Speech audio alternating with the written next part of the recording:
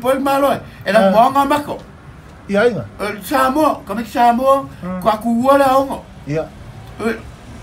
o fa kulo so ma kama o eu se plat po eu se ku fa wale ayo o ko so mai Samoa ai ma kama ya so le o ki ngo fa pe nga inga e kele pa ai Ia sa o. so lo fa la no Lalu o sa mai fa mai sa vai Eh.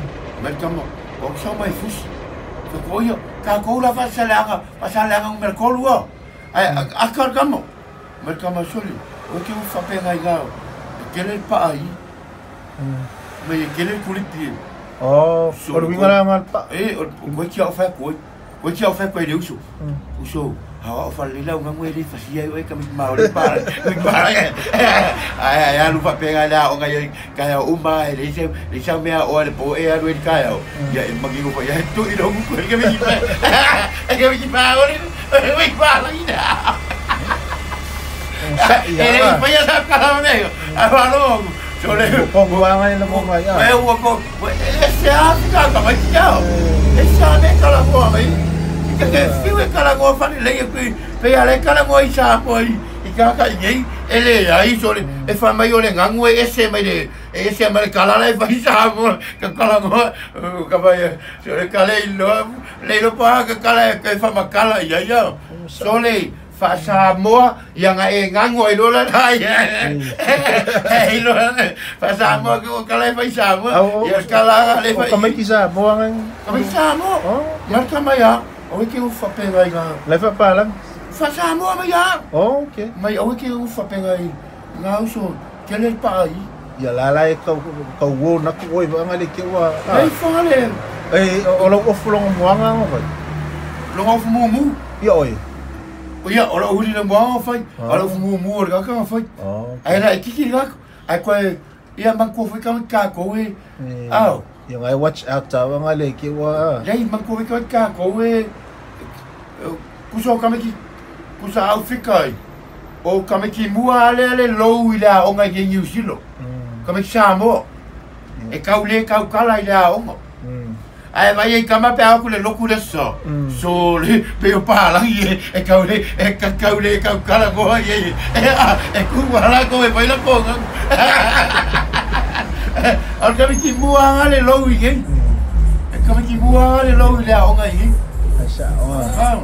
Yor kampayala. Iang na fula foi le macau mo vai des kama ki la sa mo ku wa kula o ala fula le macau ia o la macau le sia ga so ko ka wal ai ko le ngi ngalami man kau la ke sa mo le o ku que me voy a comer aquí o fula ko fu me amaka fala ko le ngi ka ya se ami ya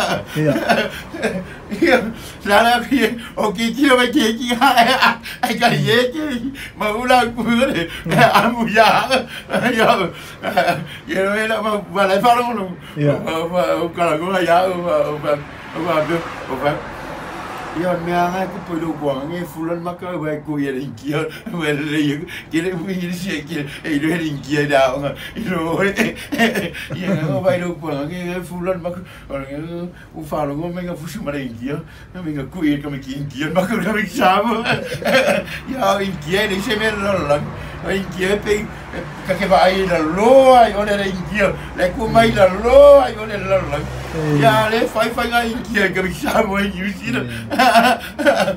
Afrika nga ka me Samoa nga mai soli uso o ki o fa pe ngai nga o ke le pai sole o fa pe sole a makala foi la ka mau ele kala ngo fa le o ai ngo pingi nga ka ma fusu fo me la ka ma o ma lo ka me ki ia o ngai ka me ki la ai ki kala nga ka me ia ke man kuang ai foi Christmas Kalavingi ma chala ma nga fa pero e kus akari o Kalavingi su o ngo ka so sole pero e met malo e fa ya o ke mo e o ngo le ma ai la dinner fa ma ko o lo mo ma lo Christmas ula mang kamo manga wo ko fa ka vali ulo la Saint Felix Ia umala sen feri ka locus moi.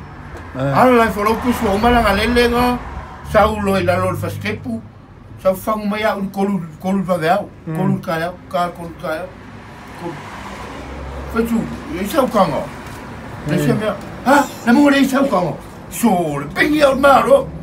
Alo ke moi. Pingi au lungo moi nga alo ke moi. Na mo le sau kanga.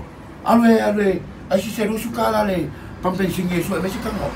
Fa ka me se kanga se feri. Ne kolu va veau. So le o kui fa lungo walu pampen singe aso lo su kala. O wangi mal fale ku limo kos. Mek malo ia. Malo fai ku. Ai suongo kau sango. Sole. Au fa ku ia kala vingi. O kau ia kala vingi. Ai mai kala vingi. Sole ia o e fai ku. Shea o meari ole unga nga au me. Shea o mea ma kusmo. O fa pe rola ai. Suongo kau sango. Au fa kanga e kala vingi. Nga ula Saint Felix mai mupia, maula sigariki. Nai kiki, ya. Nai kiki kiri.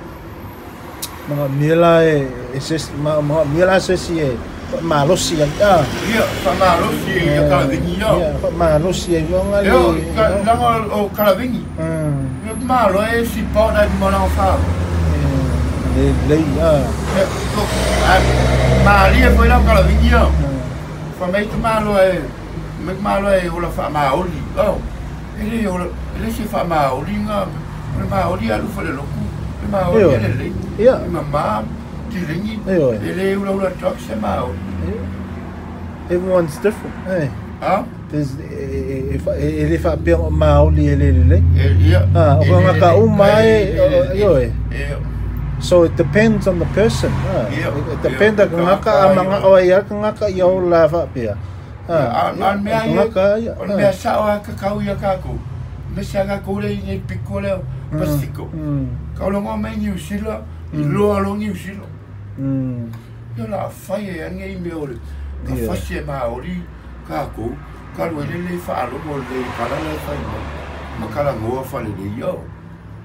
Just need to respect one another and love one another. Kala ngoa, e lua kala e whai iau. Yeah, all respect that, you know.